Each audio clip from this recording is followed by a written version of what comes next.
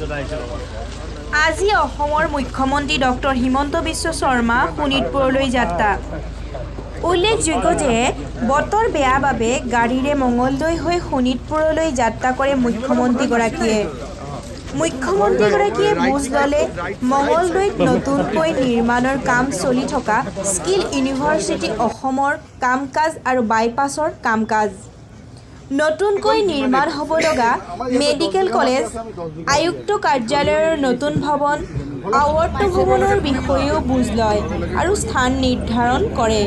News desk report NDS news.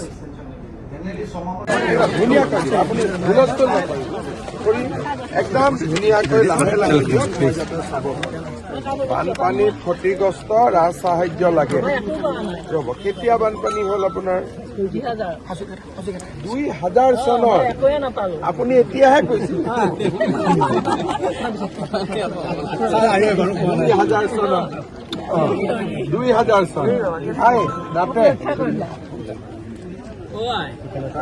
Individual benefit scheme, individual benefit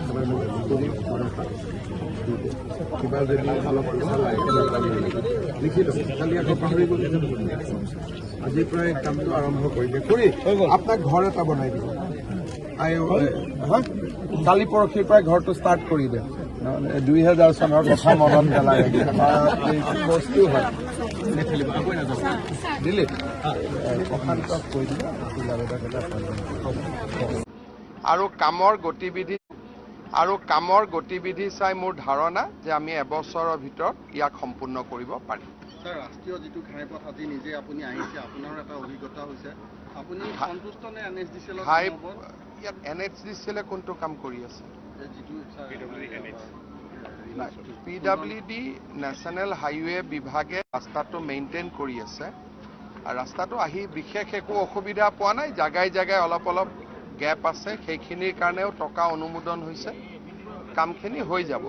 কিন্তু মূল উদ্দেশ্য হ'ল যে ৰাস্তাটো 4 লেনযুক্ত কৰিব লাগে আৰু তাৰ কাৰণে আমি ভাৰত চৰকাৰৰ লগত লাগি আছোঁ যাতে মিছন চাৰিআলিৰ পৰা বাইহাটা চাৰিআলিলৈ আমি ৰাস্তাটো 4 লেনযুক্তলৈকে আমি কনভাৰ্ট কৰিব পাৰোঁ।